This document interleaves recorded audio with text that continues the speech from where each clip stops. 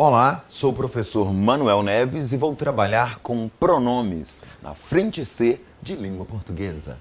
Estou continuando aqui, o estudo dos pronomes. Desta feita, eu trabalho com os pronomes possessivos. Os pronomes possessivos são aqueles que indicam posse, propriedade ou proximidade. A gramática fala em posse ou propriedade, mas você vai ver aqui que pode haver a ideia de proximidade também. Veja o que acontece na frase 1.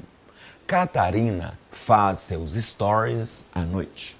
Aqui os stories são de posse ou propriedade de Catarina. Ela faz, é dela e está em tese no perfil dela. Então, primeiro caso, eu vou destacar aqui seus e apontar a ideia de posse, propriedade, muito claramente. Na frase 2 eu tenho Catarina deve ter seus 21 anos. Aqui a ideia não é de posse, ela não possui os anos, não é de propriedade, ela não tem a propriedade lá dos anos. O locutor quer dizer que ele não tem certeza acerca da idade. Quer dizer que ela tem aproximadamente 21 anos. Então, aqui a ideia é muito claramente de proximidade, aproximação. Existe um problema em relação aqui aos pronomes possessivos, é que eles, por vezes, quando mal empregados, eles podem dar origem a dois sentidos aqui na frase. Neste caso, a três, É chamada de ambiguidade. Sendo muito claro, na ambiguidade eu tenho uma palavra, uma sequência de palavras que pode dar origem a dois sentidos. Uma palavra ou expressão com dois sentidos. Obviamente, se houver três ou mais, não vai se chamar ambi, porque ambi é dois, vai se chamar polissemia. Neste caso aqui, temos a polissemia em Beatriz encontrou-se com Pedro e comentou seus resultados no exame de física. Eu não sei de quem são os resultados. Os resultados tanto podem ser de Beatriz, quanto podem ser de Pedro. Obviamente, eles também podem ser dos dois. Veja possibilidades de correção, Eu vou favorecer agora Beatriz na escrita ou na correção, Beatriz encontrou-se com Pedro e comentou os resultados dela.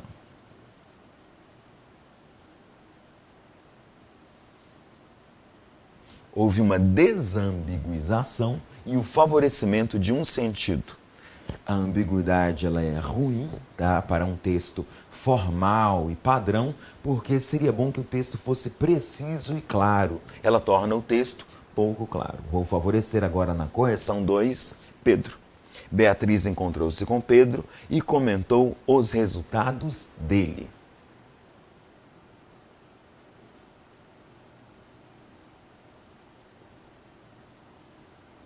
Vou indicar aqui sublinhado o que está sendo repetido, a sequência ambígua, que é seus resultados. Agora, eu vou construir uma estrutura frasal em que eu vou indicar que os resultados tanto são de Beatriz quanto de Pedro. A hipótese ou a escrita vai ficar os resultados deles.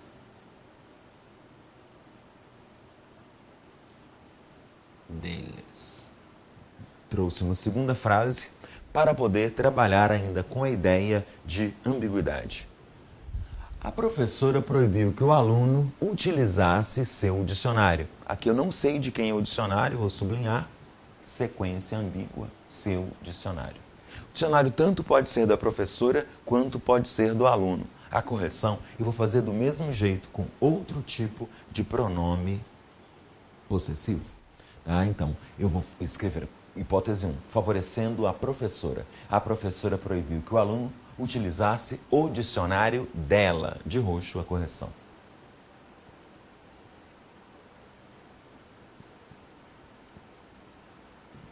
Agora eu vou favorecer o aluno, A professora proibiu que o aluno utilizasse o dicionário dele.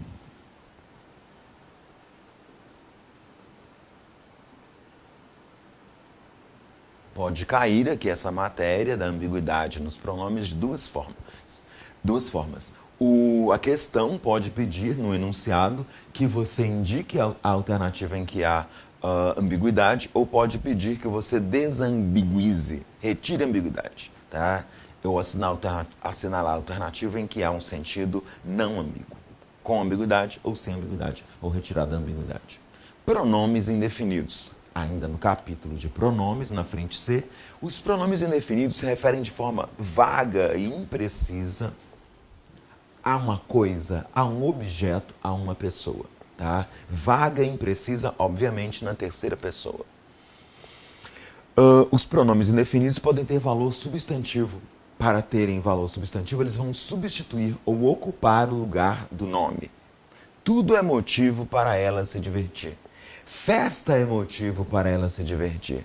Feriado é motivo para ela se divertir. Este pronome se refere de forma imprecisa, quando eu falo tudo não sei o que é, tá? E ocupa o lugar de um nome, festa, feriado. Por isso é um pronome indefinido de valor substantivo. Vou fazer uma caixinha de alaranjado e vou colocar a classificação aqui bastante clara. Pronome indefinido de VR é valor substantivo. Muito bom. Para falar ainda do pronome de valor substantivo, eu trouxe uma frase 2. Uma disse que a culpa é de fulano, outra de cicrano.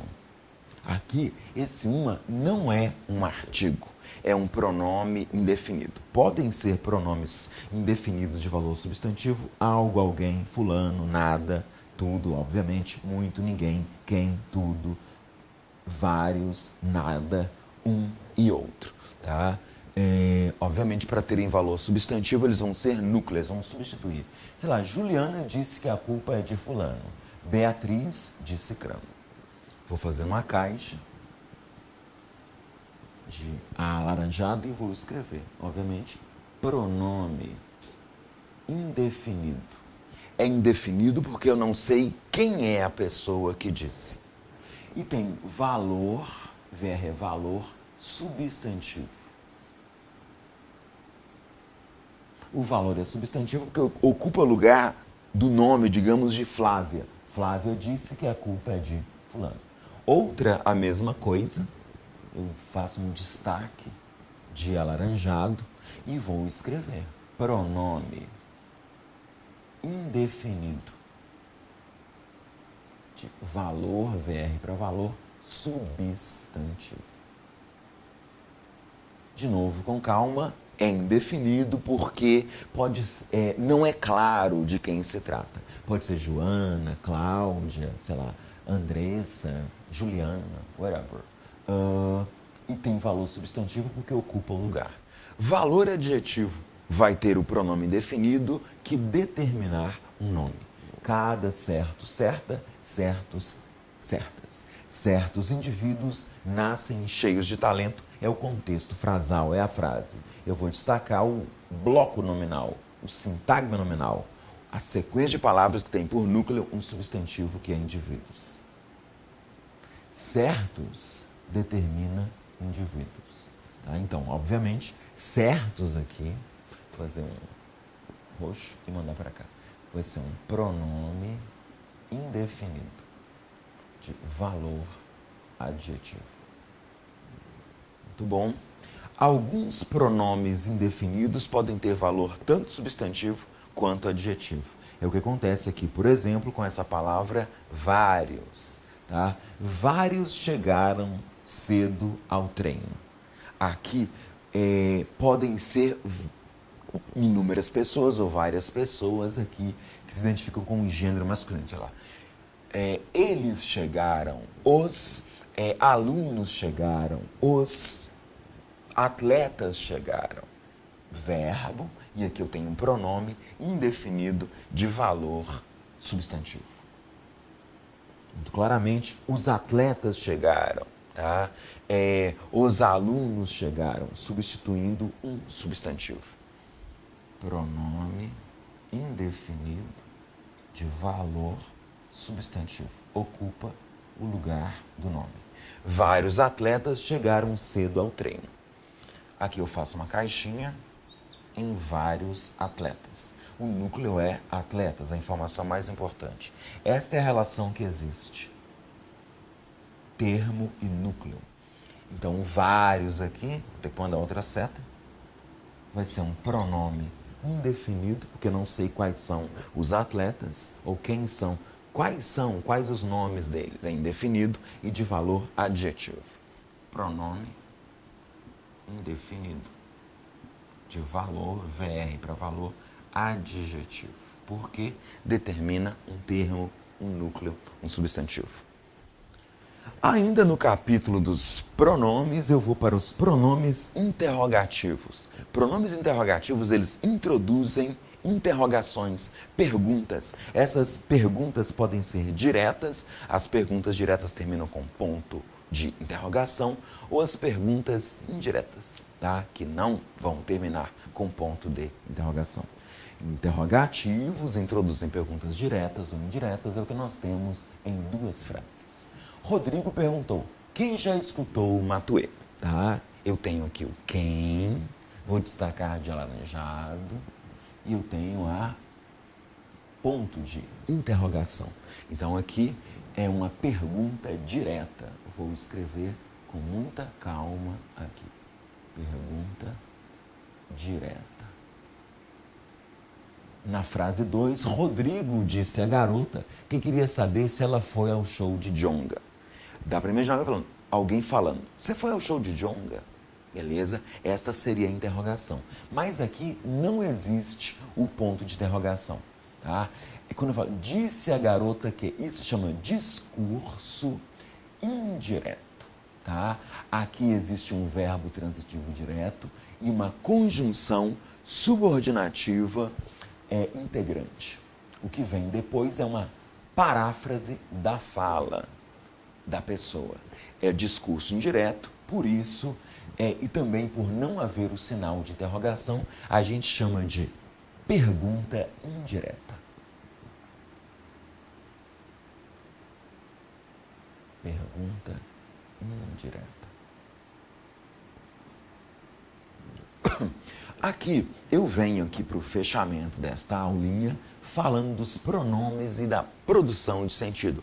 É um fragmento de um poema do senhor Carlos Drummond de Andrade que aparece na nossa apostila. Quadrilha é um poema famosíssimo, tá? Quadrilha lembra aquela ideia da dança, a dança em que ocorre a troca de pares, tá? E este poema fala sobre a não correspondência amorosa. Perdão. João amava Teresa, que amava Raimundo, que amava Maria, que amava Joaquim, que amava Lili, que não amava ninguém. O tema aqui é amoroso, tá? Amor, tema. Amor.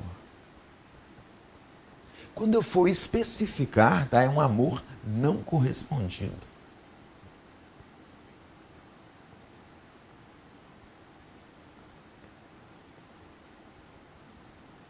Ah, tem uma metáfora aqui, ó. Tem uma metáfora em quadrilha, tá? No título do poema, porque quadrilha pode ser uma dança em que os pares estão trocados. No poema, João amava Teresa, que amava Raimundo, que amava Maria, que amava Joaquim, que amava Lili, que não amava ninguém. Aqui também os pares estão trocados, tá? Por isso, o título com esse caráter metafórico. Mas o que me interessa é esse pronome relativo, tá? Que, obviamente, se é relativo, ele substitui aqui um substantivo. Tá? Olha a setinha, olha a setinha, olha a setinha e olha a setinha. A função desse pronome relativo é Teresa amava Raimundo, Raimundo amava Maria, Maria amava Joaquim, Joaquim amava Lili, Lili não amava ninguém. É relativo porque ele substitui uma outra frase, numa frase, uma oração, na verdade, uma oração adjetiva, restritiva, introduz em outra oração o substantivo. E esse que é mais genial ainda, em cada uso aqui, ele vai ter, é como se fosse um coringa, ele vai ter um valor semântico diferente. Aqui, o que é Teresa, o que é Raimundo, o que é Maria, o que é Joaquim, O que é Lili. Tá? Então, muito interessante aqui, o que ele dá uma ideia de reforço. Toda repetição em literatura, tá? É sujeito, verbo, objeto. Sujeito, verbo, objeto. Sujeito, verbo, objeto. Sujeito, verbo, objeto. Sujeito, verbo, objeto. Sujeito, verbo, objeto, adjuntivo verbal de negação. Todo paralelismo, toda repetição em literatura tem o objetivo de reforçar. Tá? E o reforço que esse pronome relativo faz é o reforço do desencontro. Tá? A impossibilidade do amor, ou o amor apresentado sob uma visada, uma mirada irônica do Senhor Drummond. É isso aí. Bons estudos e até a próxima.